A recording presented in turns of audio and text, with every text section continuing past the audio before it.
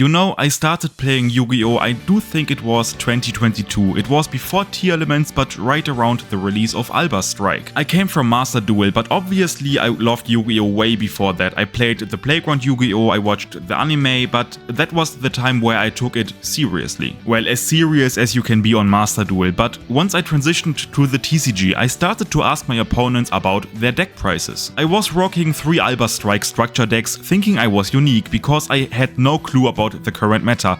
But then I realized, oh boy, everyone and their mother is playing that deck. And you know, I wanted to upgrade, maybe change to a different deck, and then my opponents answered me.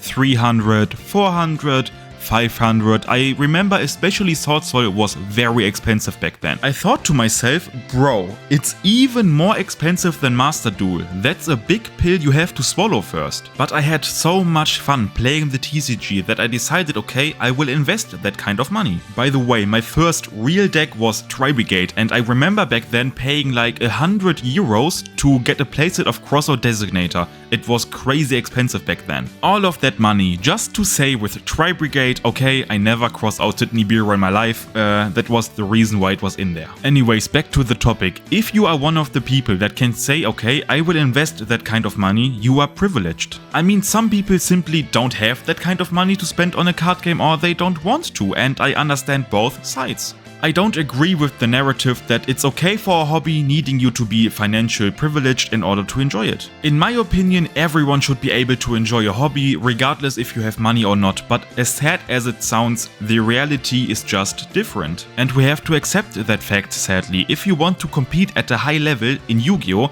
you have to spend big bucks. I mean, for example, Yubel, it will cost you around 400 euros, including Phantom, to build the deck. That is insane. And it's completely okay if you say to yourself, alright, I can't spend that amount of money for X reason, it's fine. The fact that makes me sad is that a lot of people are messaging me asking me what to cut down the price, they cannot afford another throne or they cannot afford a second Phantom, and I just want everyone to be able to enjoy the deck. So I decided to cook up a budget list, a list that is a few hundred euros less expensive than the current build and still feels the same. I'm not gonna sugarcoat it though, there is a reason for certain cards being expensive, they just make the deck a lot better, so if you cut them down, the deck gets weaker too. Just keep that in mind. That doesn't mean that the budget list is weak or unplayable. I do believe the opposite is even true. It's very good. So I present you the budget Yubel list and you immediately realize, okay, I cut down the Nightmare Throne and only run one Phantom without running SP or Chaos Angel. For clarification, we saved around 220 bucks while the deck still feels and plays the same. I mean, of course, I can cut way more expensive cards to a point where it may cost only 10 bucks, but are you really playing Yubel then? What I mean by that is, while you saved over 200 bucks on that,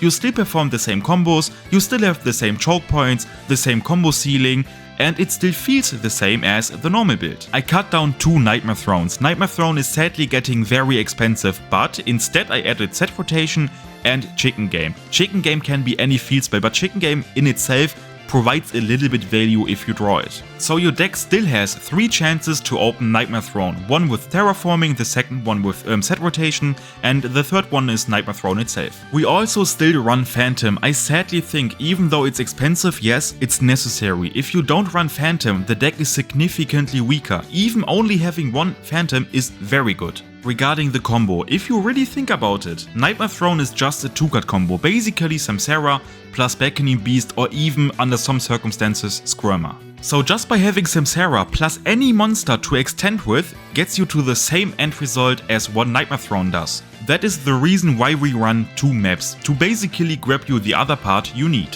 For example, that is the endboard one Nightmare Throne can give you. Now let me show you other ways. As you can see, we opened Samsara and Rise map, but it can also be just Beckoning Beast and Rise map, because with the map we just grabbed the piece we are missing. First, you normal summon Beckoning Beast, activate its effect to grab Opening. You activate Opening to grab another Beckoning Beast, and then you just use the extra normal summon to summon Samsara, activate Samsara's effect to special Spirit.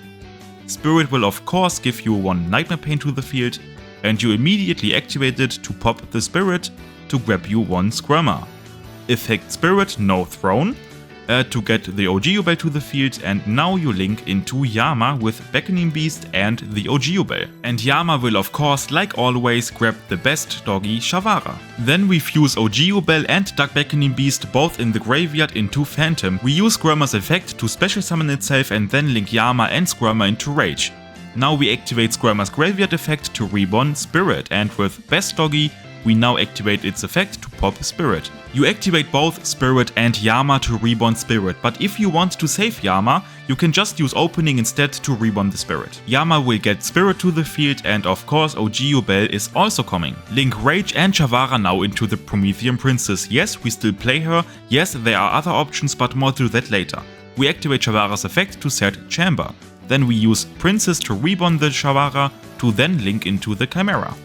After that, just overlay both Yubels into Varudras. So as you can see, the same end result as one Throne gave you. Maybe even a little bit better, since now you can use Opening to pitch the Beckoning Beast to reborn Samsara, to give you one more interruption, so that's pretty neat. Yes, we still play the Princess. I know she's kinda expensive now, but I do think the value she brings to the table is worth it. If you don't want to play the Princess, you can just play Cross Sheep instead to go into an early Appaloosa or have more extension in general. But I mean, we only play one Phantom, so if we use it once, it's gone, right? Well, that's not exactly right. Let me show you. Imagine that situation, you are in the grind game and you desperately want to make another Phantom. But since we are on a budget, we only play one. How do we make another one? Well, one thing most people don't realize is that you can just do that.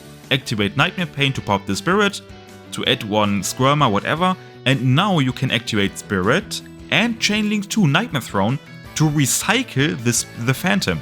So you can just put Phantom back into the extra deck. You still get the Yubel body, you still get Squirmer, which is oftentimes just enough. I mean, you don't really need another body from Nightmare Throne on the field, so it's better to just recycle Phantom in that situation to immediately go into a second one. So yes, while we only play one Phantom, we can make use of it multiple times in the following turns. Now to the last thing, SP. Yes, we cut SP and instead we play Unicorn. Depending on the situation, especially with access code, Unicorn can be better, but in general, of course, SP is miles ahead. But it's getting a reprint very soon and it's quite expensive. There were times where SP wasn't a thing and most of the people just ran Unicorn, so it's fine. Yubel is getting very expensive, and with Fiendsmith being a secret rare, it doesn't seem to stop anytime soon. But without the deck losing its identity while having the same feeling playing and the same combo stealing, you have to run at least those cards in my opinion. If you have specific cards in mind you can recommend to people on a budget, feel free to share them in the comment section. That's one of the biggest benefits of having a community. Let's just support each other.